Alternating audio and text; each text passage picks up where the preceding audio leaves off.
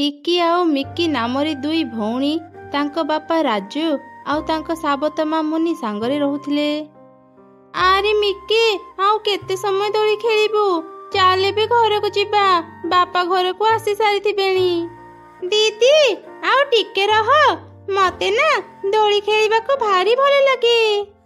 ମୁନି, ମୋର ଦୁଇ ଝିଅ କୁଆଡେ ଗଲେ? ଏଯାଏଁ ଘରକୁ ଫେରି ନାହାନ୍ତି। ମୋ ଦୁଇ ଝିଅଙ୍କ ବିନା ମତେ ଖାଇବାକୁ ଜମା ଭଲ ଲାଗେନି। ଏଇ ତ ବାପା, ଆମେ ଆସିଗଲୁ। ଏବେ ଆମେ ତୁମ ସହ ମଜା କରି ଖାଇବୁ। ପଡା ମୁହିଁ ଗୁଡାଙ୍କର ନାଁ ନେଉ ନେଉ ଆସି ହାଜିର ହେଇଗଲେ। କଣ ହେଲା ମୁନି, କଣ ଭାବୁଛୁ? ମୋ ଦୁଇ ଝିଅ ଆସିଗଲେ, ଶୀଘ୍ର ଖାଇବାକୁ ଆଣେ। ହଁ ହଁ, ବସ, ମୁଁ ଏବେ ଆଣି ଦଉଛି। ସମସ୍ତେ ମିଶି ଖାଇବା ଖାଇଲେ। ତାପରେ ସେମାନେ ଶୋଇବାକୁ ଗଲେ। ମା, ଆଜି ରାତି ଆମ ସାଙ୍ଗରେ ଶୁଅ ନା। ରାତିରେ ଏକୁଟିଆ ଶୋଇବା ପାଇଁ ଆମକୁ ଭାରି ଡର ଲାଗେ। ସାରା ଦିନ ଖଟି ଖଟି ମୁଁ ଥକି ଗଲିଣି। ଏଯାଏଁ ବି ଖାଇବା ଖାଇନି, ଆଉ ଏମାନଙ୍କର ନୂଆ ନାଟକ ଆରମ୍ଭ ହେଇଗଲା। ନା, ଆଉ ନୁହଁ, ମୁଁ କାଲି ହିଁ ଏମାନଙ୍କର କିଛି ବ୍ୟବସ୍ଥା କରିବି। ମୁଁ ଯାଏ, ଆଗ ରାଜୁ ସହ ଏ ବିଷୟରେ କଥା ହୁଏ।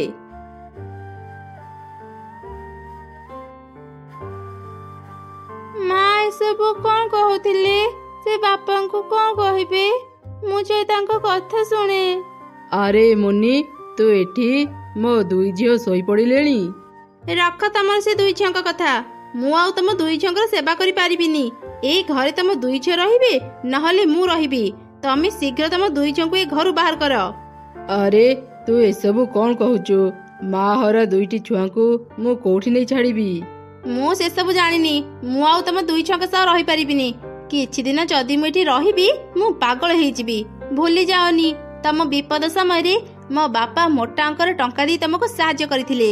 ତମେ ଘର ଜମି ସବୁ ମୋ ବାପାଙ୍କ ପାଖରେ ବନ୍ଧା ପକେଇଛ। ମୁଁ ଯଦି ରାଗିକି ଏଠୁ ଚାଲିଯିବି, ଦେଖିବ ମୋ ବାପା ତୁମର କଣ ଅବସ୍ଥା କରିବେ। ତୁମେ କାଲି ହିଁ ତୁମର ଦୁଇ ଝିଅଙ୍କୁ ନେଇ ଜଙ୍ଗଲ ଭିତରେ ଛାଡ଼ିଦିଅ। ମା ଏସବୁ କଣ କହୁଛନ୍ତି? ଆମ ଦୁଇ ଭଉଣୀକୁ ନେଇ ଜଙ୍ଗଲ ଭିତରେ ଛାଡ଼ିଦେବେ? ଆମର କଣ ହେବ? ଆମେ କେମିତି ଘରକୁ ଫେରିବୁ? ସେତେବେଳେ ହଠାତ୍ ସେ ଚଢ଼େଇ ଛୁଆର ନଜର ଚମକୁଥିବା କିଛି ପଥର ଉପରେ ପଡ଼ିଲା। ଏତେ ରାତିରେ ବି ପଥର ସବୁ ଏମିତି ଚକଚକ କରୁଛି। ମୁଁ ଏସବୁ ମୋ ସାଙ୍ଗରେ ନେଇଯାଏ। ଏମିତି ଚିନ୍ତା କରି ସେ ସେଇ ପଥର ଗୁଡାକୁ ନେଇ ଏକ ପୋଟଳିରେ ରଖିଲା। ତାପରେ ସେ ଶୋଇ ପଡ଼ିଲା। ପରଦିନ ସକାଳେ, ଟିକି, ମିକି, ତମେ ଦୁଇ ଜଣ ଶୀଘ୍ର ବାହାରକୁ ଆସ। କଣ ହେଲା ମା? ଆମକୁ ଡାକିଲ? ହଁ, ମୁଁ ଆଉ ତମ ବାପା ଜଙ୍ଗଲ ଭିତରକୁ ଖାଇବା ଆଣିବା ପାଇଁ ଯାଉଛୁ। ତମେ ଦୁଇ ଜଣ ବି ଆମ ସାଙ୍ଗରେ ଆସ। ତାପରେ ସେମାନେ ଘଞ୍ଚ ଜଙ୍ଗଲ ଭିତରକୁ ଗଲେ। ଏକ ଗଛ ମୂଳେ ଓହ୍ଲେଇ ମୁନି ସେମାନଙ୍କୁ କହିଲା, ଟିକି, ମିକି, ତମେ ଦୁଇ ଜଣ ଏଇଠି ଥାଅ। ମୁଁ ଆଉ ତମ ବାପା ଖାଇବା ଧରି ଶୀଘ୍ର ଏଠାକୁ ଆସିବୁ। ଏମିତି କହି ମୁନି ଆଉ ରାଜୁ ସେଠାରୁ ଚାଲିଗଲେ। ରାଜୁ ବହୁତ କଷ୍ଟ ପାଉଥିଲା। ସେ ପଛକୁ ବୁଲି ବୁଲି ତାର ଦୁଇ ଝିଅଙ୍କୁ ହିଁ ଦେଖୁଥିଲା। ସାରା ଦିନ ବିତିଗଲା। ରାଜୁ ଆଉ ମୁନି ଫେରିଲେନି। ରାତି ହେଇଯିବା ପରେ ମିକି ଭୟରେ କାନ୍ଦିଲା। ଟିକି ଦିଦି, ମତେ ଭାରି ଡର ଲାଗୁଛି। ବାପା ମା ଏଯାଏଁ ଫେରିଲେନି। ଆମେ ଘରକୁ କେମିତି ଯିବା? କାନ୍ଦନି ଭଉଣୀ, ମୁଁ ଜାଣିଥିଲି ଆମ ସହ ଏମିତି କିଛି ହେବ। ସେଥିପାଇଁ ଆସିବା ରାସ୍ତାରେ ମୁଁ ଚମକୁଥିବା କିଛି ପଥର ପକେଇ ଦେଇଛି। ଚାଲ ସେ ପଥର ଗୁଡାକୁ ଦେଖି ଦେଖି ଘରକୁ ଯିବା।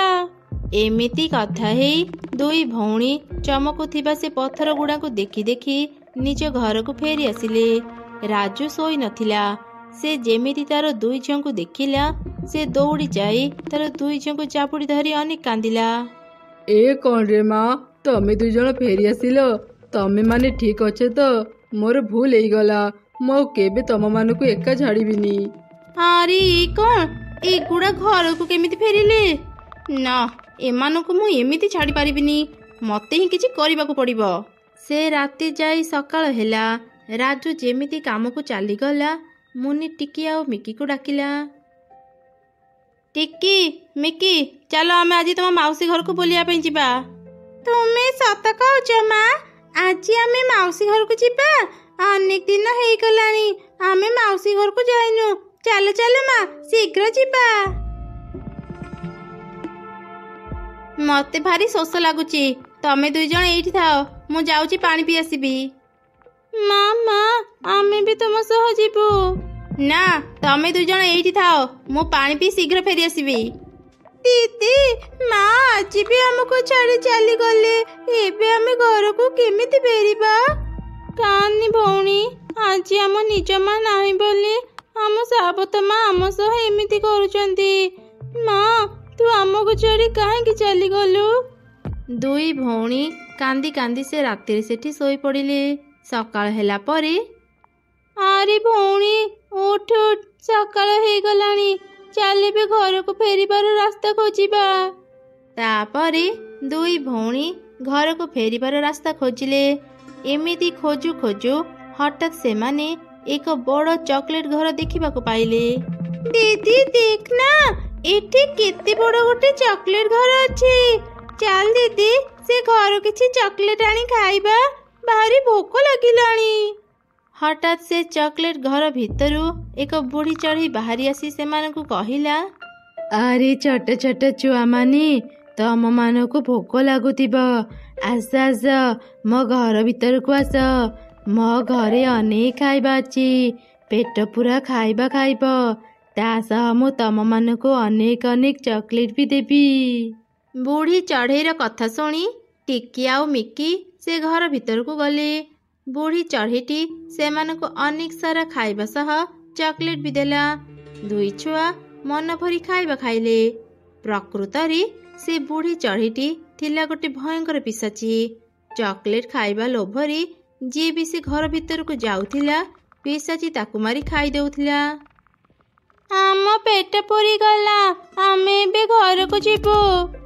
ଆଉ ତମେମାନେ ଘରକୁ ଫେରି ପାରିବନି, ଆଜିଠୁ ଏଇଠି ତମେମାନେ ରହିବ। ଏମିତି କହି ସେ ବୁଢ଼ୀ ପିଶାଚି ସାନ ଛୁଆ ମିକିକୁ ପିଞ୍ଜରା ଭିତରେ ରଖିଲା। ଛାଡ଼ିଦିଅ, ମୋ ଭଉଣୀକୁ ଛାଡ଼ିଦିଅ। ମତେ ଛୋଟ ଛୁଆଙ୍କୁ ଖାଇବାକୁ ଭାରି ଭଲ ଲାଗେ। ତୋ ଭଉଣୀକୁ ମୁଁ ଖାଇବି, ହେଲେ ଏବେ ନୁହଁ। ସେ ଆଉ ଟିକେ ମୋଟା ହେଇସାରୁ, ତାପରେ ମୁଁ ତାକୁ ଖାଇବି। ତୁ ବଡ଼, ସେଥିପାଇଁ ତୁ ଆଜିଠୁ ମୋ ଘରର ସବୁ କାମ କରିବୁ। ଭଲ ଭଲ ରୋଷେଇ କରି ତୋ ଭଉଣୀକୁ ଖାଇବାକୁ ଦେ। ସେ ମୋଟା ହେଲେ ମୁଁ ତାକୁ ଖାଇବି। ସେଦିନ ପରଠାରୁ ଟିକି ଆଉ ମିକି ପିଶାଚିର ଘରେ ବନ୍ଦୀ ହେଇ ରହିଲେ। ଟିକି ଚଢ଼େଇ ପିଶାଚି ଘରର ସବୁ କାମ କରୁଥିଲା। ଏମିତି କିଛି ଦିନ ବିତିଗଲା। ଦିନେ ବୁଢ଼ୀ ପିଶାଚିଟି କହିଲା, ଅନେକ ଦିନ ହେଇଗଲାଣି ମୁଁ ଚଢ଼େଇ ମାଂସ ଖାଇନି। ଆଜି ମୋର ଚଢ଼େଇ ମାଂସ ଖାଇବା ପାଇଁ ଭାରି ଇଚ୍ଛା ହେଉଛି। ଯାଏ, ମୁଁ ଆଜି ତାକୁ ଖାଇନିଏ। ଏଇଠିକି ଯା, ଚୁଲିରେ ଯୋଉ ବଡ଼ ହାଣ୍ଡି ଅଛି ସେଥିରେ ପାଣି ଗରମ କରିବୁ। ମତେ ଆଜି ଭାରି ଭୋକ ଲାଗୁଛି। ମୁଁ ଆଜି ତ ଭଉଣୀର ସୁପ୍ ବନେଇକି ପିଇବି।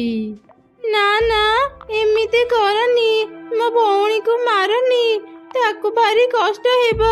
ତୁମେ ମତେ ମାରି ଖାଇନିଅ, ମୋ ଭଉଣୀକୁ ଛାଡ଼ିଦିଅ। ଚୁପ୍, ଏକଦମ ଚୁପ୍।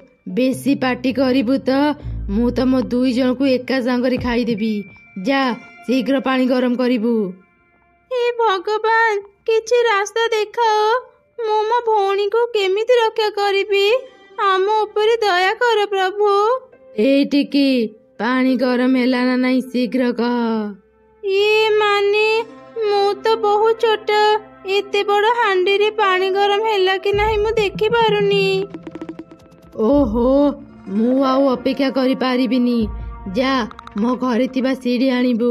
ମୁଁ ନିଜେ ଦେଖିବି ପାଣି ଗରମ ହେଲା କି ନାହିଁ। ଟିକି ଚଢ଼େଇ ଏକ ବଡ଼ ସିଡ଼ି ଆଣି ସେଠି ରଖିଦେଲା। ପିଶାଚି ପାଣି ଦେଖିବା ପାଇଁ ସିଡ଼ି ଚଢ଼ିଲା। ସେ ପାଣିକୁ ଦେଖିବା ସମୟରେ ହିଁ ଟିକି ଚଢ଼େଇ ପଛପଟୁ ତାକୁ ଧକ୍କା ଦେଇ ସେଇ ଗରମ ପାଣିରେ ପକାଇଦେଲା। ପିଶାଚି ସେଇ ଗରମ ପାଣିରେ ଛଟପଟ ହେଇ ମରିଗଲା। ସେ ଯେମିତି ମରିଗଲା, ମିକି ପିଞ୍ଜରା ଭିତରୁ ବାହାରି ଆସିଲା। ମିକି, ସେ ପିଶାଚି ମରିଗଲା, ଚାଲେ ବି ଘରକୁ ଫେରିଯିବା। ହଁ ଦିଦି, ଚାଲେ ବି ଘରକୁ ଯିବା। ଦିଦି ଦେଖେ, ଏ ଘରେ କେତେ ସୁନା ଟଙ୍କା ଅଛି, ଚାଲ ଏଥିରୁ କିଛି ନେଇଯିବା।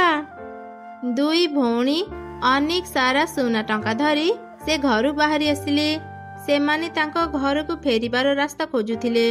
ହଠାତ୍ ସେମାନେ ତାଙ୍କ ବାପାକୁ ଦେଖିଲେ। ରାଜୁ ଜଙ୍ଗଲରେ ବୁଲି ବୁଲି ତାର 2 ଝିଅଙ୍କୁ ହିଁ ଖୋଜୁଥିଲା। ଟିକି ଆଉ ମିକି ଶୀଘ୍ର ତାଙ୍କ ବାପାଙ୍କ ପାଖକୁ ଗଲେ ଆଉ ତାକୁ ସବୁ ଘଟଣା କହିଲେ। ମାରେ, ମତେ ତମେ ମାନେ କ୍ଷମା କରିଦିଅ। କେତେ ଦିନରୁ ମୁଁ ତମମାନଙ୍କୁ ଖୋଜୁଥିଲି। ମୁଁ ତମର ସେ ସାବତ ମାକୁ ଘରୁ ବାହାର କରିଦେଇଛି। ତାରି ପାଇଁ ତମେ ମାନେ ଅନେକ କଷ୍ଟ ପାଇଲ। ଆଉ ନୁହଁ, ଚାଲ ଏବେ ଘରକୁ ଯିବା। ରାଜୁ ତାର 2 ଝିଅଙ୍କୁ ନେଇ ଘରକୁ ଫେରି ଆସିଲା। ଟିକି ଆଉ ମିକି ଆଣିଥିବା ସୁନା ଟଙ୍କାରେ ସେମାନେ ତାଙ୍କର ସବୁ ଋଣ ସୁଝିଦେଲେ। ସେଦିନ ପରଠାରୁ ସେମାନେ ଅନେକ ଖୁସିରେ ରହିଲେ। ଜଙ୍ଗଲର ଶେଷ ମୁଣ୍ଡରେ ଘର କରି ଏକ ବୁଢ଼ୀ ପିଶାଚି ରହୁଥିଲା। ପିଶାଚି ତା ଘର ସାମ୍ନାରେ ଏକ ଆଳୁଚପର ଦୋକାନ ଦେଇଥିଲା। ଜଙ୍ଗଲର ଅଧିକାଂଶ ଚଢ଼େଇ ପିଶାଚିର ଆଳୁଚପ ଦୋକାନ କଥା ଜାଣିଥିଲେ। କେହି ବି ତା ଘର ରାସ୍ତା ଦେଇ ଯିବା ଆସିବା କରୁନଥିଲେ। ହେଲେ ଯିଏ ବି ସେ ରାସ୍ତାରେ ଯାଉଥିଲା ଆଉ ପିଶାଚିର ଆଳୁଚପ ଖାଉଥିଲା, ତାଙ୍କ ସହ କ'ଣ ହେଉଥିଲା ଆସନ୍ତୁ ଜାଣିବା। ଅଛି ମୋ ପାଖରେ ଏମିତି ମସଲା, ଦେବି ମୁଁ ଆଳୁ ଚପରେ ଢାଳି। ଯିଏ ବି ଖାଇବ ମୋ ଆଳୁଚପ, ସିଏ ସାରା ଜୀବନ ବନ୍ଦୀ ହେଇ ରହିବ ଏଠି। ଆଜି ଘରକୁ ଫେରୁ ଫେରୁ ଅନେକ ରାତି ହେଇଗଲା। ଭାରି ଭୋକ ବି ଲାଗିଲାଣି। ଯଦି କୋଉଠି ଖାଇବା ମିଳିଯାଆନ୍ତା। ହେଲେ ଏତେ ରାତିରେ କିଏ ଦୋକାନ ଖୋଲିଥିବ? ଆରେ, ଆଗରେ କ'ଣ ଏକ ଆଳୁଚପର ଦୋକାନ ଅଛି। ଯାଏ କିଛି ଖାଇନିଏ।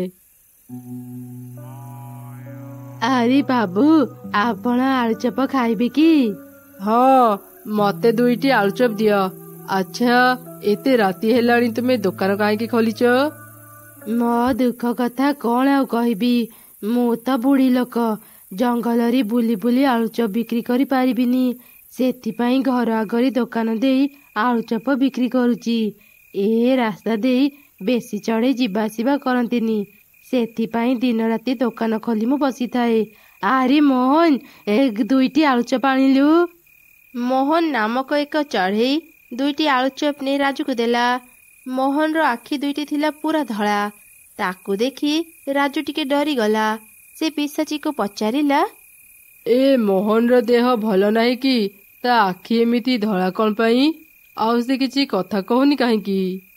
ସେସବୁ ଜାଣି ଆପଣ କ'ଣ କରିବେ? କିଛି ସମୟ ପରେ ତ ଆପଣ ବି ତା ଭଳି ହେଇଯିବେ। ମାନେ? ନା ନା, ସେ କିଛି ନୁହଁ। ଆପଣଙ୍କ ଆଳୁଚପ ଥଣ୍ଡା ହେଇଯାଉଛି, ଖାଇ ନିଅନ୍ତୁ। ବାଃ, ତୁମ ଆଳୁଚପ ତ ଭାରି ସ୍ୱାଦିଷ୍ଟ ଥିଲା। କେତେ ଟଙ୍କା ଦେବି କୁହ? ଆଉ ତତେ ଟଙ୍କା ଦେବାକୁ ପଡ଼ିବନି। ତୁମ ଆଳୁଚପର ଦାମ ଦେଇପାରିବୁନି। ମାନେ? ତୁମେ ଏମିତି କାହିଁକି କହୁଛ? କ'ଣ ଖାଲି ମାନେ ମାନେ କରୁଛୁ? ତୁ କ'ଣ ଏଯାଏଁ କିଛି ବୁଝିପାରିଲୁନି? ମୋ ଆଳୁଚପର ଦାମ ହେଲା ତୋ ଜୀବନ। ଆଜିଠୁ ତୁ ସାରା ଜୀବନ ମୋ ଗୋଲାମ ହେଇ ରହିବୁ। ନା ନା, ମତେ ଛାଡ଼ି ଦିଅ। ତୁ ଆଉ କେବେ ବି ମୋ ପାଖରୁ ମୁକ୍ତ ହେଇପାରିବୁନି। ମାଲିକାଣୀ, ଆଜିଠୁ ମୁଁ ତୁମ ଗୋଲାମ। ମତେ ଆଦେଶ ଦିଅନ୍ତୁ। ଆରେ ସାଙ୍ଗମାନେ, ଜାଣିଛ ରାଜୁ କାକା କାଲି ପାଖରୁ ମିଳୁନାହାନ୍ତି। ସମସ୍ତେ କହୁଛନ୍ତି ଜଙ୍ଗଲର ଶେଷ ମୁଣ୍ଡରେ ରହୁଥିବା ସେ ପିଶାଚି ରାଜୁ କାକାଙ୍କର କିଛି କ୍ଷତି କରିଦେଇଛି। ସେ ପିଶାଚି ଆଳୁଚପର ଦୋକାନ ଦେଇଛି। ଯିଏ ବି ତା ଆଳୁଚପ ଖାଏ ସେ ତାର ଗୋଲାମ ହେଇଯାଏ। କ'ଣ ହେଲା? ପିଶାଚି ସେସବୁ କ'ଣ ଆଉ ଅଛନ୍ତି? ସେମାନେ ଆଗରୁ ଥିଲେ। ଏବେ ସେ ଭୂତ ପିଶାଚି ଏ ଦୁନିଆରେ ନାହାନ୍ତି। ମୁଁ ସତ କଥା ଜାଣିଲି। ଗାଁ ଲୋକଙ୍କ ପାଖରୁ ଯାହା ଶୁଣିଲି ତାହା କହିଲି। ମୁଁ ଶୁଣା କଥାକୁ ବିଶ୍ୱାସ କରେନି। ମୁଁ ଆଜି ରାତିରେ ସେଠାକୁ ଯାଇ ଦେଖିବି ସତରେ ସେଠି ପିଶାଚିର ଦୋକାନ ଅଛି କି ନାହିଁ। ଯଦି ଥାଏ ବି ମତେ ଆଳୁଚପ ଖାଇବାକୁ ମିଳିଯିବ। ଆରେ, ତୁ କ'ଣ କହୁଛୁ? ତୋ ମୁଣ୍ଡ ଠିକ ଅଛି ତ? ତୁ ଯଦି ଥରେ ସେଠାକୁ ଯାଇ ପିଶାଚିର ଆଳୁଚପ ଖାଇବୁ, ତୁ ଆଉ ଦିନେ ବି ସେଠାରୁ ଆସିପାରିବୁନି। ସେଦିନ ରାତିରେ ହିଁ ମୁନା ଜଙ୍ଗଲ ଭିତରକୁ ଗଲା। ସେ ଦେଖିଲା ସେଠି ସତ ସତିକା ଏକ ଆଳୁଚପର ଦୋକାନ ଅଛି। ପିଶାଚି ଯେମିତି ମୁନାକୁ ଦେଖିଲା, ସେ ତ ଖୁବ୍ ଖୁସି ହେଇଗଲା। ସେ ମୁନାକୁ ଆଦର କରି ତା ପାଖକୁ ଡାକିଲା। ଆରେ ପୁଅ, ଆ ମୋ ଦୋକାନକୁ ଆ। ଆଳୁଚପ ଖାଇବୁ କି? ହଁ ଖାଇବି ଯେ, ହେଲେ ମୋ ପାଖରେ ତ ଟଙ୍କା ନାହିଁ। ଓହୋ, ତୁ ଟଙ୍କା କଥା ଚିନ୍ତା କରନି, ତୁ ଖାଲି ପେଟ ପୁରା ଆଳୁଚପ ଖା, ମତେ ଟଙ୍କା ଦେବା ଦରକାର ନାହିଁ। ଆରେ ଇଏ କଣ ମତେ ମାଗଣାରେ ଖାଇବାକୁ ଦେଉଛି? ଏମିତି ତ ମାଗଣାରେ କାହାକୁ କେହି କିଛି ଦିଅନ୍ତିନି। ଇଏ ନିଶ୍ଚୟ ମୁଁ ଶୁଣିଥିବା ସେ ପିଶାଚି ହେଇଥିବ। ଏବେ ମୁଁ ୟା ପାଖରୁ ରକ୍ଷା କେମିତି ପାଇବି? କଣ କିରେ ପୁଅ, କଣ ଚିନ୍ତା କରୁଛୁ? ନେ କିଛି ଆଳୁଚପ ଖାଇନି। ହଁ ହଁ, ମତେ 50ଟା ଆଳୁଚପ ଦିଅ, ମୁଁ ଖାଇବି।